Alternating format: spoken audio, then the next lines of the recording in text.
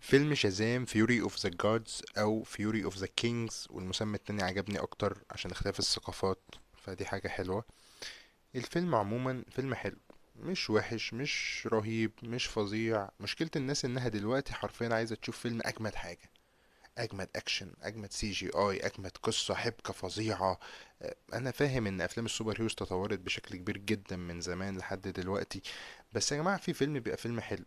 اه انت ممكن تكون متوقع حاجات كتير فيه عادي جدا، ممكن تبقى شايف انه مش اكبر حبكة، بس مش شايف ايه الهدف انك تعيب من الفيلم عشان فيه الحاجات دي. انا شايف الفيلم حلو، مش رهيب مش فظيع، مش لازم اقول لك لازم تشوف في السينما الفيلم ده ازاي ما يفوتش، لا عادي ممكن تفوته.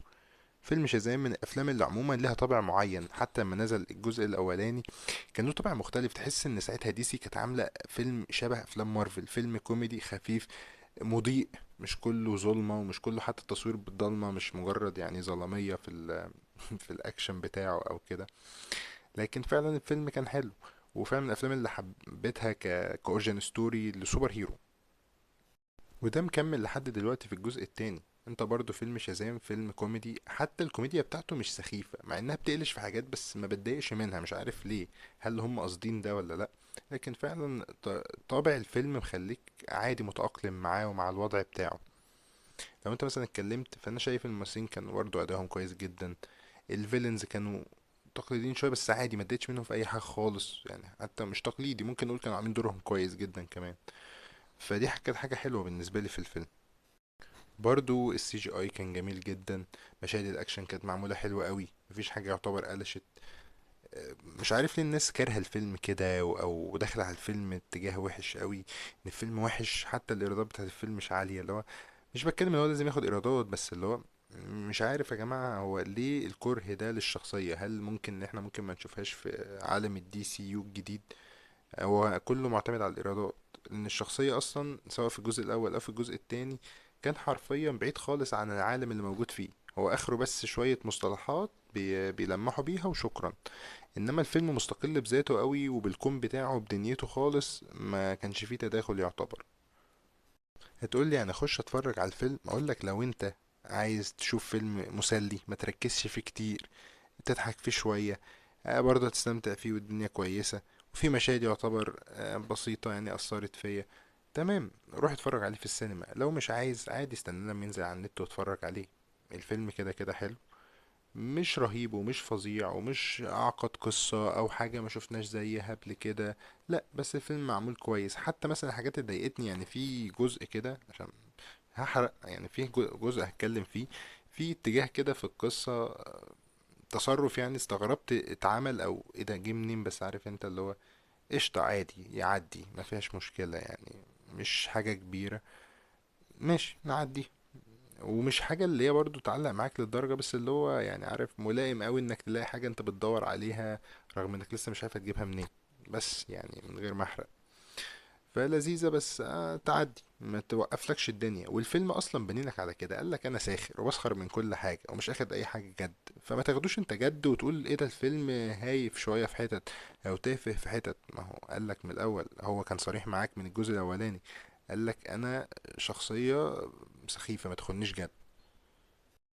عجبني قوي دور الساحر في الفيلم ده، ازاي رجعوه تاني واسلوبه وطريقته، لان احنا ملحقناش اصلا يعتبر نقعد معاه في الجزء الاولاني. الجزء الاولاني ده كان يعتبر دور شرفي كده مش اكتر، انما هنا هو يعتبر بطل من ابطال الفيلم، وفعلا دوره حلو وضحكني كتير بصراحة، وكنت مبسوط بوجوده يعني، كان تاتش لطيف بصراحة.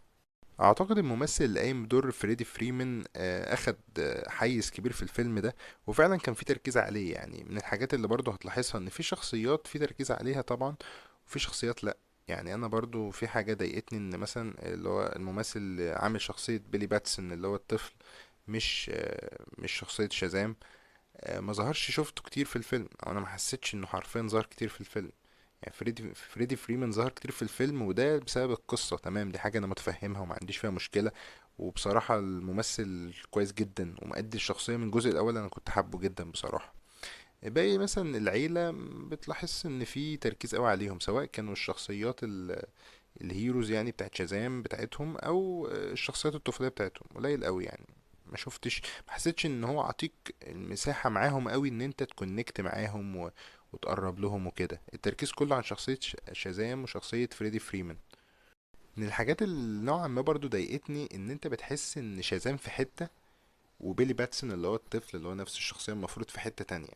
ان انت بتحس انه جد قوي وكطفل، او بيلي باتسون، انما شازام ساخر قوي، فبتحس ان هو تناقض اكتر من ان هما نفس الشخص، بس مثلا بقى عنده سوبر باورز وبقى عنده قدرات تانية. لا، بتحس ان في اختلاف. فدي نقطة حاسس انها جلت شوية من سواء من الكتابة او مش عارف السبب ممكن يكون من عند مين، بس الفكرة كلها ان تحس ان في اختلاف. فدي نقطة من الحاجات الغريبة. باقي مثلا شخصية شازام ما تحسش ان هم مختلفين عن شخصيتهم هم صغيرين. عجبني في الفيلم ده ان دي سي بدأت انها تلمح لمارفل زي ما مارفل بتعمل في افلامها عن شخصياتهم. فبدأت فعلا تلمح عن اسم كابتن مارفل، وتلمح طبعا عن شخصيتها بتاعت دي سي عادي، وتلمح عن افنجرز. ففي كام حاجة كده عجبتني وقلت ايه ده، عملوها، استغربت يعني، ما كنتش متوقع ده. وبرضه قريت خبر بيقول ان فعلا دي سي شافت ان مارفل بتجيب اسماء السوبر هيروز بتوعنا، ما نقولش احنا اسماء السوبر هيروز بتوعها ليه. فدي حاجة حلوة، وبحس ان هو تمام، عادي يا جماعة، ما تاخدوش المواضيع بحساسية قوي كده.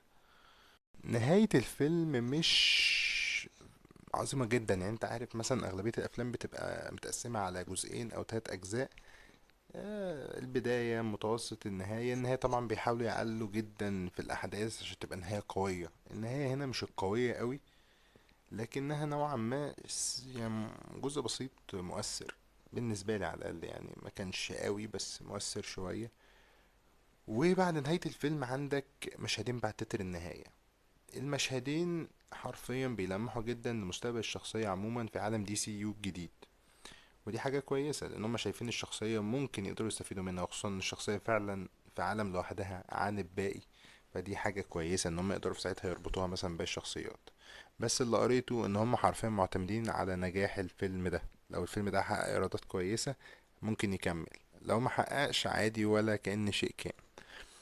بس عموما انا شايف الشخصيه عادي تستاهل انها تكمل. انا شايف زاكري ليفاي عامل شغل حلو قوي كشازام. اه، في زي ما قلت المشاكل اللي قلتها، بس غير كده انا شايف انه كويس، شايف انه يستاهل يتشاف وما يستاهلش كل الكراهيه دي. اخر حاجه حابب اتكلم عنها هي مش عيب في الفيلم ولا حاجه، بس فكره ان الاطفال اللي هم دلوقتي بيقوموا بدور شازام، حرفيا ما بين الجزء الاول والتاني عدى 4 سنين، فانت شايف فرق الكبر عليهم. والفكرة ان شخصية شازام قايمة ان في طفل عنده قدرات، ان هو بيبقى شخص بالغ وعنده قدرات خارقة. فان انت شايف المفروض الطفل ده شكله كبير، فنوعا ما جاي معاك اللي هو لا، ما تتصرفش بطفولية كده لان انت شكلك ما بقاش عاطي على الطفل قوي. اه، ده مش عيب في الفيلم، وبصراحة ما لومهمش. يعني انا لو مكانهم، هو ما فيش حاجة تقدر تتعمل في النقطة دي. انا عارف ان في العادي سلاسل الافلام او المسلسلات اللي كان ابطالها بيكبروا معاها دي كانت حاجة كويسة. انت بتشوف اللي هو الشخصيات دي بتكبر وبتأدي دورها مع الكبر في السن. بس هي الفكرة ان انت نوعا ما محتاج ان شخصية شازام تفضل عندك الطفل صغير. وللأسف ده مش هينفع يحصل، لأن انت أي طفل مهما عملت ريكاست وكذا هيكبر. ومش عارف هل ليه حل الموضوع ده ولا لأ. بس من النقط اللي حسيتها غريبة اللي هو انت بتتصرف كطفل، وخصوصا في شخصية شازام أكتر. بس لما بشوفك شخصية بيلي باتسون اللي هو ما انت كبير يا اسطى وتقدر تتعامل عادي، ايه المشكلة؟ بس فدي نقطة كانت غريبة شوية، بس ما اعتبرهاش من عيب الفيلم خالص. بس لحد هنا ده رأيي عن الفيلم عموما. وقول لي رأيك لو انت شفت الفيلم في الكومنتات.